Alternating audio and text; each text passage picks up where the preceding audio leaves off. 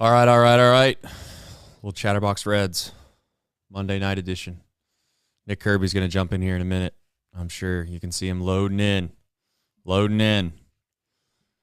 got the game cast going up here. And I'm sure that hopefully we can sit here and watch Diaz close this thing down. If not, it's going to be a little depressing.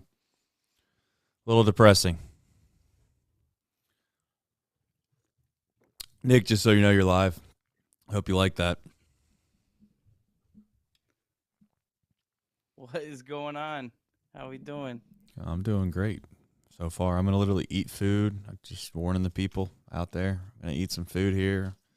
Hopefully watch Diaz just shut the store down. Kids are on spring break, Nick, so there's a lot of moving parts right now. My basement flooded while I was gone, so What? yeah, I don't know, you might be able to see a little floor on the pulled That's up. not ideal. No, It's not what we're looking for. not at all. It doesn't look like it's too bad though.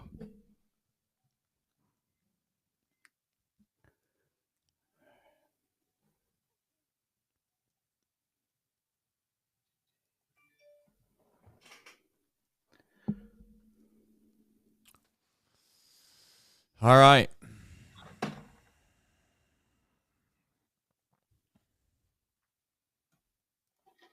Who do we got here? Bellinger, Mancini, and Wisdom Tooth. Let's ride. Let's ride. Gotta get Broncos myself a better country. angle here. You do whatever you need to do. I can't believe. Well, I'm just gonna keep my mouth shut.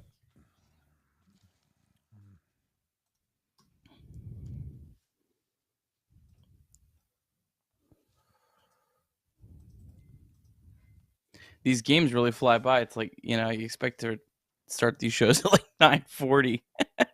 I know. I'm gonna have to get used to Right. being ready to roll at like 9 o'clock. That's got to be caught, right? Yes. All right. Did he bring Derek Law in? Yeah. Yeah, he's got Derek High Law in the leverage game. Derek Law. How about that? I don't know what's going on with Derek Law right now, but is Diaz hurt? What's the problem, man? I mean, I guess Derek Law's the guy. I mean, when you got him, you gotta ride him. I don't know. Okay. If that's not trying to be negative about it, but I don't know if Derek Law is the guy that I'd have in right now, but hey, more power to him. Mancini. Catch the baseball, Jonathan. Make the throw. All right. Big time Derek Law is laying it down. Oh, yeah. Pull the phones out. Get this historic moment. Derek Law.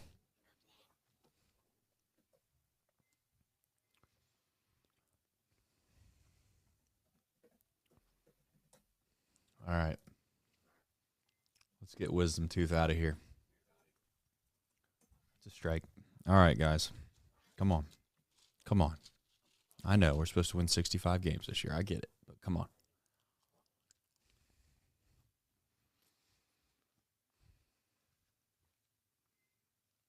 Oh!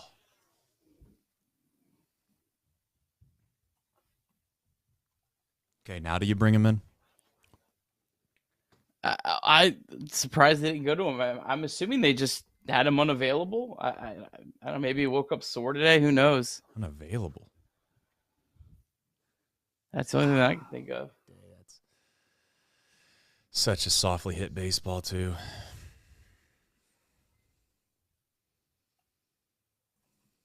Hosmer, you know you want to ground out. Oh, my God.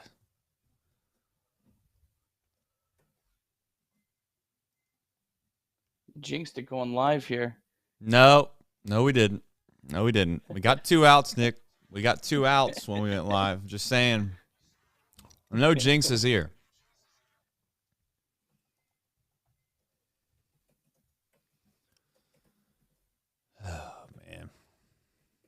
We need it, guys.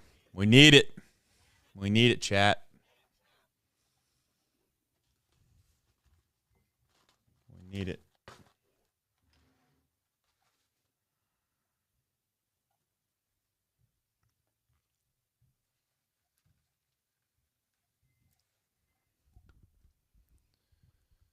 Oh, man.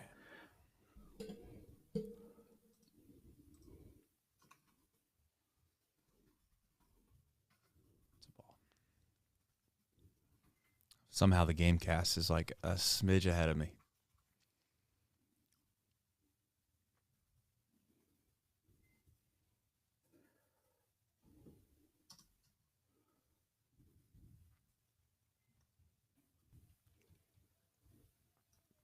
A smidge ahead of me.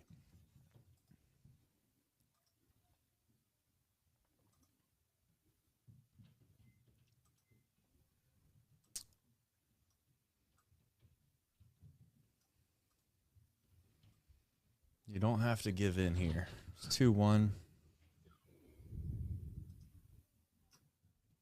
You do not have to give in.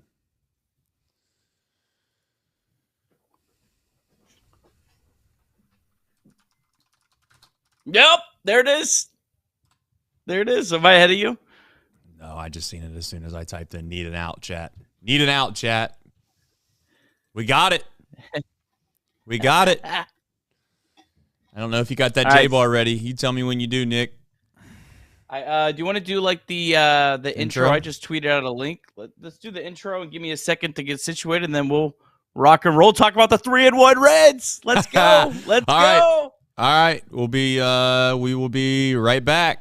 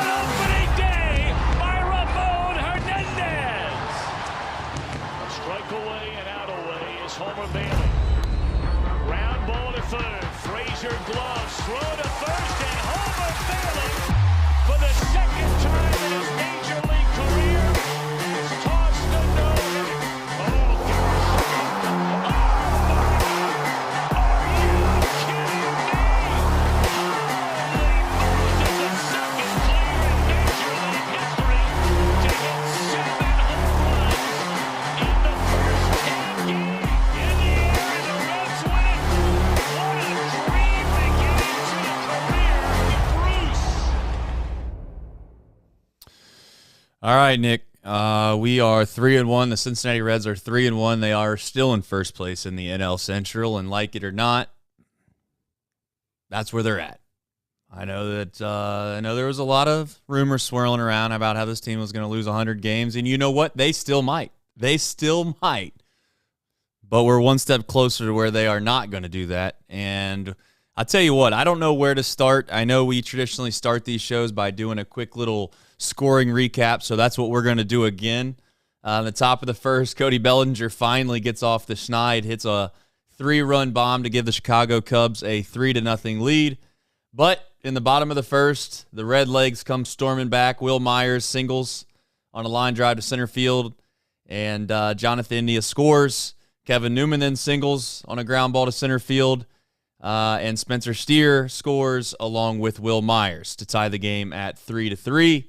And then in the bottom of the second, Jonathan India reaches on a fielder's choice to shortstop Dansby Swanson, and that allowed Jason Vossler to score. Jason Vossler, what a guy. This dude is starting to become, I don't know what the right term is to use, but Jason Vossler has become an everyday first baseman for the Cincinnati Reds right now. Mancini then would tie it in the top of the fifth, and then Eric Hosmer would double. And the next thing you know, the Chicago Cubs were back on top 6-4. In the bottom of the fifth, Jason Vossler. Jason freaking Vossler. Big Voss. Big Voss. The 3-run bomb. Oppo Taco. Which would give the Reds a 7-6 lead. And I must admit, I told Nick in the middle of maybe the sixth inning, I said, we're going to need 9 runs to win this game. And he sent me a screenshot of the over-under on the Reds, or not the Reds, but the Cubs run line or run total, and it was 7.5. And I said, there's no way I can imagine that staying under. And you know what, Nick? I didn't want to jinx it before the show started, but I was thinking it. It stayed under, baby. Stayed under because the Cubs got a bunch of retreads, and they can't hit anybody that isn't named Connor Overton. So best of luck to them this year. Anyways, that's all I got for you. That's what happens when you have to be in an office with Reed Mouse every day. The overall thoughts, Nick. I guess I should say that. Overall thoughts. Where are we at? Hey, what a game. You fall behind 3-0 with Connor Overton on the mound. Thinking, yeah, this one's probably not going to go the Reds' way. But, man, these guys, they fought back. Bullpen just continues to pitch really well. I mean, ever since Fernando Cruz's meltdown on opening day, just about everyone's been lights out. So, man, what a start to the year, 3-1. I mean, this is the kind of series where if you get the first game, you're really feeling good because I think we had talked, hey, just find a way to split the Overton Sessa games and then get yourself to Wednesday with Hunter Green. Well, you've already split the Overton Sessa game. You're playing with house money now tomorrow. So, yeah, this was a nice win for the Reds today for sure. You can say what you want. I mean, I don't know if it can get much lower than Connor Overton. I'll give him a little bit of credit. He bounced back and actually threw a couple innings relatively well. I also want to say something about the fact that I think that sometimes the defensive shift doesn't work out to your favor. I'll be honest in saying that when the shift does work, you usually don't give it its credit because people are just there and you just assume they're supposed to be there. But there's no doubt, to be fair to Connor Overton a little bit, if I'm going to try to be somewhat fair to him, he got Dansby Swanson. He fisted Dansby Swanson in that first inning. That should have been a routine double play. Instead, it was a base hit. And then, obviously, Bellinger hit the 3-run home run, which allowed the Cubs to take that 3-0 lead. And you felt like the wheels might fall off. But listen, man, this is the biggest bright spot of this whole thing is that I feel like they could have just hung it up right then and there and just assumed, woe is me. Today's not our day, but they came back right at the bottom of the first, answered back, and quite frankly, I don't even know if offensively they played their best game. But again, we've talked about it before. We're getting production out of guys we never thought in a million years we would be getting production from. And in order for us to overachieve this year, that's what has to happen. And I don't know what your thoughts are, but Spencer Steer, again, looks great. I'm not trying to single him out every single show, but he's one of those young bright spots that we were hoping would turn the corner.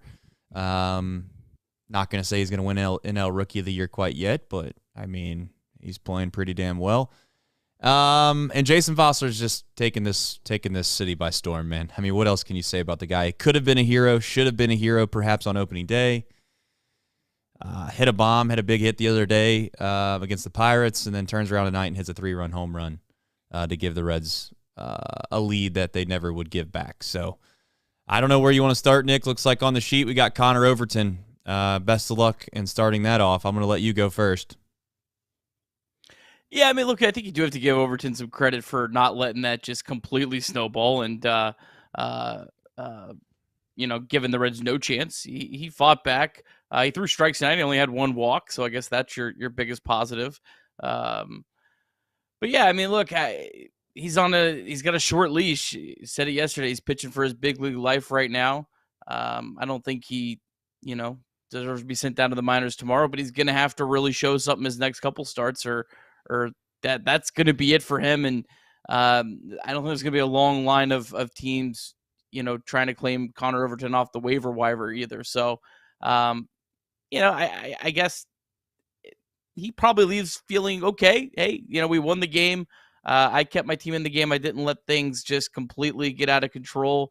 And on to he'll be in Philly starting this weekend. So, right. really better bring it this weekend. Yeah, if you want to be a true optimist, you could just say, listen, if they didn't have the shift over when Dansby Swanson came to the plate and they played traditional defense, that was a routine double play. They would have turned the double play, and then there theoretically he'd have been out of the inning, the very next hitter. Instead, the inning gets extended, and the 3-run home run happens, and obviously we jump all over his case because he did give up like 125 runs in spring training. So, when you do those two things, the fan base is probably going to turn on you relatively quick. You have in the rundown again, Jason Vossler. I know we just brought him up just a second ago, but, like it or not, guys, Jason Vossler should not be reprieving his duties. I don't care what happens. And I love Joey Votto as much as the next guy. In fact, I got a Joey Votto stand shirt upstairs. I'll go grab it for the next show so people don't think I'm a Votto hater.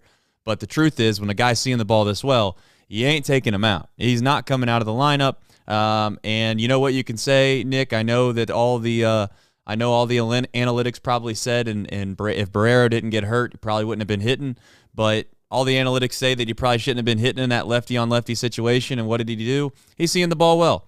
When he went backside with I don't know if it was a fastball or a slider, but nonetheless, Vossler should not be giving up his duties anytime soon. If Votto wants to come back and is ready to go, I think the answer is relatively simple, Nick. I'm not saying you do this every single day, to be clear, but I think Stevenson slides back to catcher. He's going to play catcher, and you're going to have to DH. You're going to have to DH Votto, and I laugh in the chat because Sean Spurlock dropped. I always knew Big Voss had it in him. He was riding him so hard on opening day. I almost felt I was honestly like, God, this guy probably his parents. They probably don't have great seats. They might be out in the sun moon deck here with us. And I was getting nervous that Mr. and Mrs. Vossler were over a section next to us. And Sean's just giving it to the guy. And then, hey, he rips a triple, just absolutely smokes a triple right down the line. And that was a beautiful moment. Yeah, that's how it always goes. So, hey, listen, Jason Vossler has led the Cincinnati Reds to a 3-1 start. And like it or not, we talked about this at length. We wanted to get off to a decent start, right? Around 500 at the end of the month. Just give us a chance to watch some meaningful baseball this year. We are all relatively optimistic.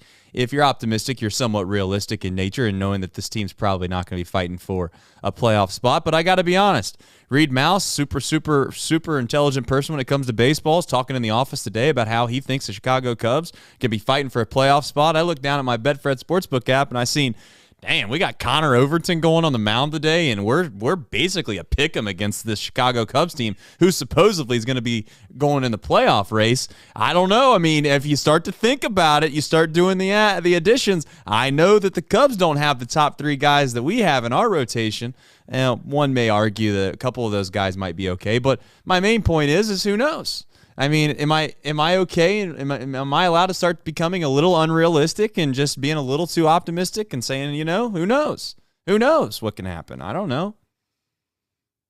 Dream a little bit. Let's dream. Hey, look, there's teams every year that come out of nowhere that completely surprise everyone. Teams that are a year and a half ahead of schedule.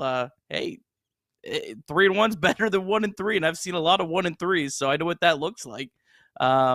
But no, I mean, Vossler, look, this is a guy last year had a 127 weighted runs created plus in a very small sample for the Giants. Nick Kroll has hit on dude after dude after dude like this. So look, is Jason Vossler going to be the next Brandon Drury? Probably not. But hey, there's a pretty good track record here of the Reds being able to pick guys up off the scrap heap and turn them into something. And I mean, look, there'll be plenty of spots for Vossler to play this year, so I'm not even remotely worried about that. You can he's got position flexibility. He can play third base, he can play first base, he can play the corner outfields. There will be a spot for Big Voss if he keeps hitting. So hey, I'll say this about Vossler as well. He looks good at first base. I mean, he's made some good plays. Some sharp hit balls down there where he's just picked them clean, made it look relatively easy. Works around the bag relatively easily. So I'm telling you, And I see someone in Ted in the comments in a little bit of a ploy. I don't know if this is kind of a tongue-in-cheek statement or not, but he says if Vosler plays like this the first half, the Reds are going to trade him. Hey, I'll tell you right now, Ted, if you told me before the year started that we're going to get this guy named Jason Vosler and he was going to play great, and somehow there's my 9:30, all my lights in my house turn off. I'll fix that in a minute. But if you told me before the season started we were going to get some random guy named Jason Vosler, he's going to start on opening day, 95% of the fan base has no idea who that is. And at the trade deadline, we were going to be able to trade him away and get some pieces back for when these other young guys come up. I would say sign me up, Ted. Sign me up and fire me up, baby. Fire me up. I'm not going to get upset about that. That's going to get me excited, Ted. This is like That's what good teams do. Yeah, this is like the damn, I tell you what, Great American Ballpark's becoming like this polished, I don't know what the right term, junkyard almost. Like it's like you bring your junk in here, we're going to shine it on up for you, and we're going to ship you away, and then we're going to watch their careers just spiral right down the toilet after we take a couple of your top prospects. Don't think I haven't been paying attention to all those big-time names that we traded away and seeing how they're doing this year. I'm just saying, not going to be too pessimistic on my old Cincinnati Red players, but I'm just saying, look them up. I got to turn my lights on, Kirby. You talk to the fans for a little bit. Oh, boy, a lot of pressure here, No, but I thought there was a lot of really just good at-bats, just another night of that. Spencer Steer, boy, what a start from him. 2 more hits tonight, hitting .333 right now. Tyler Stevenson's been swinging the bat well. He had 2 more hits tonight. The one guy I feel bad that I didn't get him on the famous J Bar, TJ Friedel. Let's hop him in here. Man, this guy, I said it on Twitter. I don't know what his long-term future is. I go back and forth in my own head about, is this guy really like a legit big league, starter? Is he just a nice fourth outfielder? I don't really know, but I know I enjoy watching this guy play baseball. He's a fun player. He brings a lot of energy. He can bunt for a single. He hit a home run yesterday. He can hit a triple. I just enjoy watching him play. And Trace, I don't know if you remember, he was another one of these fun pickups for the Reds where no one knew he was draft eligible. Did you know this about Friedel? No, Mouse Cop's making me laugh in the chat, but keep going. Do the do. Let's ride. Hey, dues for winners. But no, the Reds got him because most teams didn't think he was draft eligible, and I guess the Reds figured out and picked him up in the second round, and he would have been like a first rounder. But nonetheless, I mean, this guy he was like first round talent, and then just kind of had this he was okay in the minor leagues, but hey, maybe he's showing it. I don't know. What's your thoughts on Friedel? Are you telling me that Friedel, the story goes, is that he was draft eligible and no one else in the league knew he was draft eligible? Get crawled, man. There's no way. I mean, what the hell's going on out here?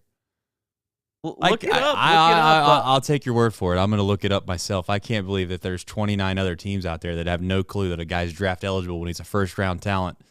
But you might be right. This guy got drafted in 2016.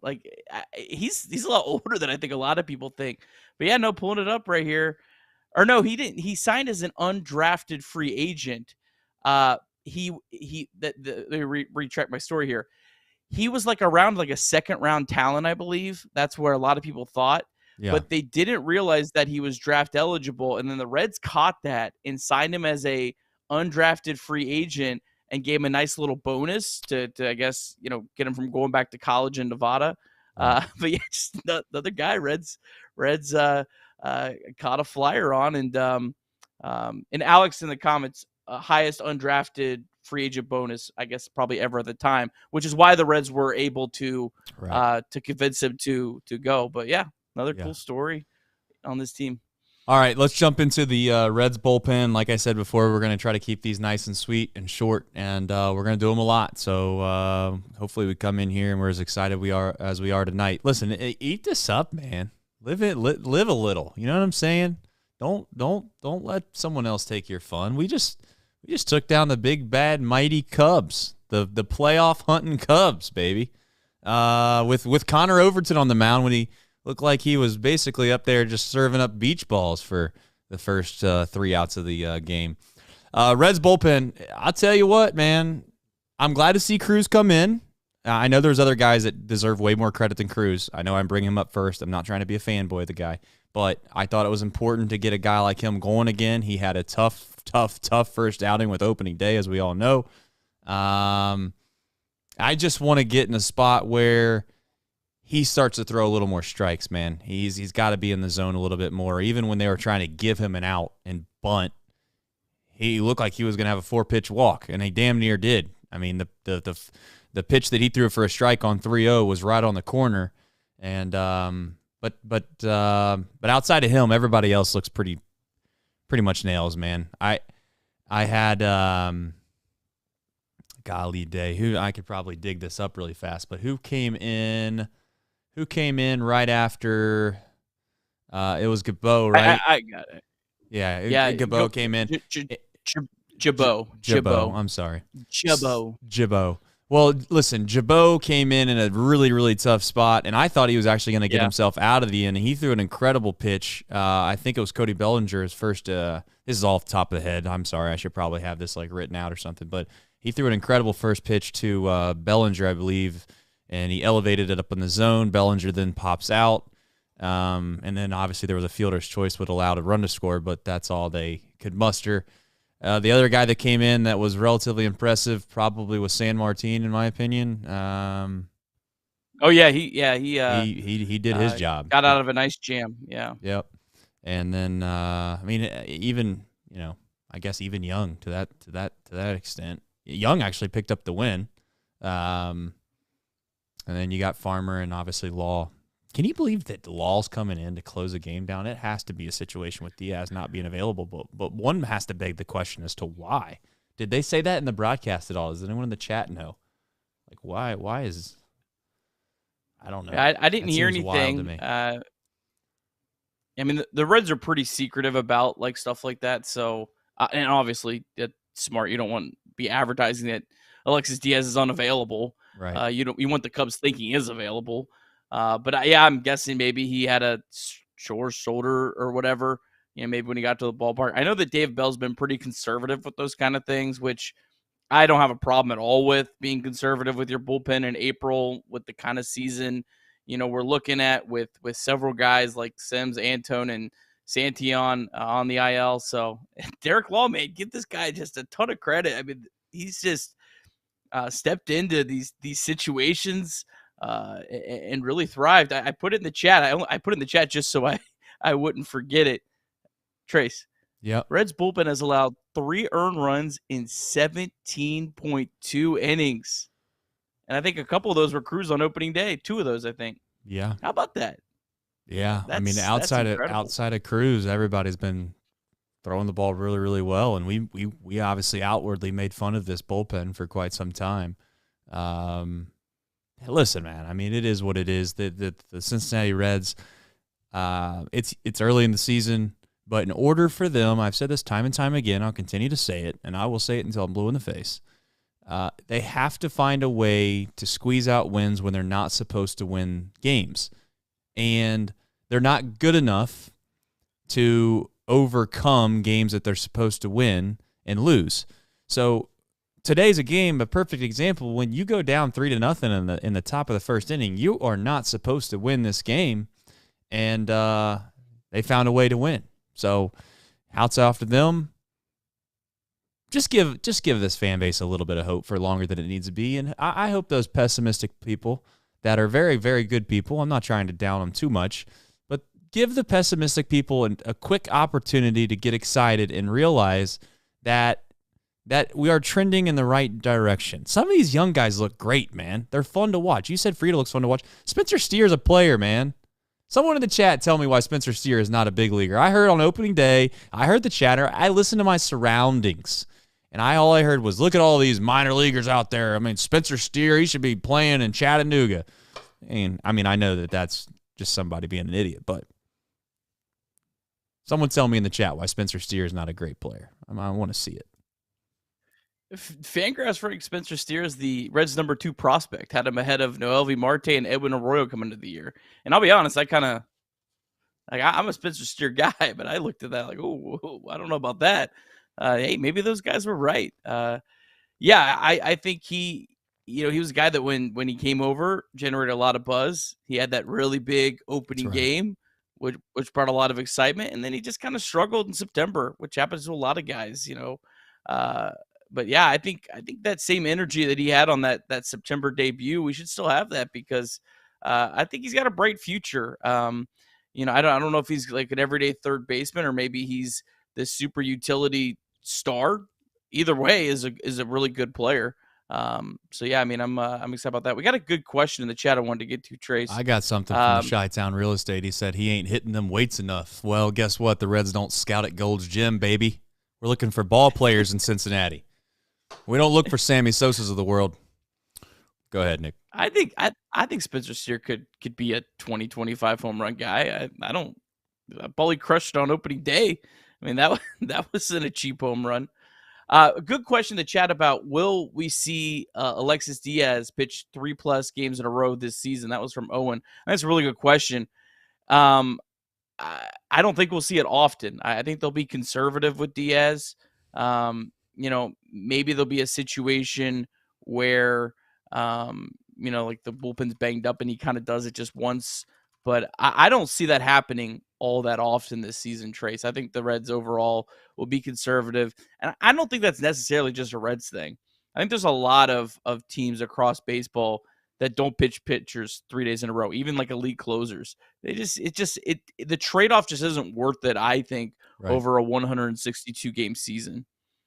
No, that's where if you had to point to something specifically, it would be you don't bring Diaz in a game when you got a 4-run lead in the 9th inning. I know why they did it. I know why David Bell certainly did it. It's because they were trying to get that first win under their belt, and they weren't taking any chances. But if we're going to be in a position where he's not going to go 3 days in a row, then I obviously don't want him throwing unless absolutely not necessary, but unless there's a big spot. And I'm one of those guys where, again, I like the idea of throwing guys in high leverage situations regardless of the inning. I'm obviously not going to run a Diaz out there in the 3rd or 4th inning, but if it's a big spot in the 7th inning and we need to get out of a jam or something's going on or we see that we're in a little bit of a predicament based off of the lineup and the way it's turning over, I am of the mindset and the belief that you bring guys in. They don't always have to be in the 9th inning because the game could be in the balance in the 7th or 8th inning, and I want my best guy out there for it. I know there's varying opinions on that, and I also know that, analytically that might all make sense, but I also know from a human standpoint that sometimes that can kind of mess with guys' mojo, bringing them in a little too, earlier if they're used to being a closer. But I've never really heard your opinion on that, Nick. Are you a guy that doesn't mind guys coming in high leverage situations from 7th inning on? I used to be one of these like annoying nerds that, just pitch him, run him out in the 6th inning. I think there's a balance to it. If it's a playoff game, I say you put your closer in the 3rd inning if you need to. But if it's 162, you have to manage 162. I think any of us baseball fans that think we can manage a bullpen within 2 weeks would blow everyone's arms out, right? I think that we don't give managers enough credit for how difficult it is. And I know when I've talked with Charlie Goldsmith, he's talked about this a lot, where there's so many times there's like 3 or 4 dudes that are unavailable on any given night. And we don't know that. And they're not going to tell you that because they don't want the opponent to know that. Right. So I'm kind of in the middle where I understand that it's like, a lot of times the 7th inning is going to be more important than the 9th, but you also can't run your closer out there every game in the 7th inning and then have, your team blow it in the 9th. And then you're wasting at least with the 9th, this is it. And, you're using your guy in a win. I think that's the most important thing is you want to use your best pitchers in a win. And then There's you have to manage that throughout the season. Now, if it's September, all bets are off. But you really have to know the situation, know your personnel, and and I think manage that over the 162 games to keep everyone fresh and healthy and in the best spot to succeed. Yep. All right. Well, from a podcast standpoint, we'll cut it off here. We'll wrap up in regards to the podcast session. But as far as right now, we got a good amount of people here in the chat. If there's any other questions, comments from the game that you thought was relatively interesting to bring up, fire them in there now before we talk about the next game and tomorrow's starters. But hey, I know one thing. He said, no, don't go. Well, we got, does Law drink White Claws? I hope not. I hope not for his sake, man, because there's a lot of different beverage options in this world that are a little bit better than what that may be. But the Chicago Cubs. Go ahead, Nick. I was going to say, Derek Law is a Busch Light guy. I mean, or a Busch Heavy. I'm sorry. Yeah. I mean, here's one thing. I mean, if you're against Busch Light, or Busch beer in general, I would highly encourage you to go take your favorite beer and then pour it in a cup, and then go pour some Busch Light in a cup, and then switch it around a little bit, drink them both, and then figure out which one you like. And I'd be willing to bet most of you like would, but you'd fall on the side of Busch Light. Just telling you. That's some fun facts of life. If they also would like to sponsor this show, that'd be great too. Maybe we can inquire. Let's see if there's anything else worth note here. Busch Light fandom for real. Yeah, no, I'm being dead serious about the Busch Light thing. Not even joking. Let's see here. Yeah, I think most people are just pleasantly surprised. That's where they're at. I mean, like I said before, I don't think that if you told us before the year started we'd be 3-1. I mean, it's early in the year. Anything can happen, but I mean, I don't know if we'd believe it. Just because we let's be honest. We walked up to opening day, and we all did it. We all were wondering who Jason Vossler was, and we were wondering what exactly is this guy doing in the lineup. I'm pretty sure Nick brought up some graphics at the beginning of the year of like what this opening day lineup was going to look like. Blah blah blah blah blah. Jason Vossler. He never even made the thought process of Kirby's brain to put in there. But one quick point on that. So apparently Henry Ramos got suspended. I don't know if I saw the end of that. But is Jason Vossler even on this roster if Henry Ramos doesn't get suspended? I don't know. Life is a wild thing. And he got suspended for basically a brawl from last year from minor league baseball or something, right? Just wild. Life is crazy, man. Life is unbelievable. All right. Well, do you all come up to Wrigley if the Reds come up? I might go to Wrigley later this year. I think they come up there, and I think August was when they go to Wrigley. That's one great thing about this year, not to keep extending out this thing. I do love the fact that you play everybody now. I do. I think that's really cool.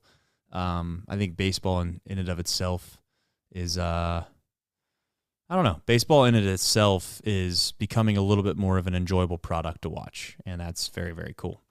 All right, Nick, do you want to run through tomorrow's starters, next game, what we have to look forward to, and then we will sign off, and we will see you all again tomorrow. Go ahead, Nick.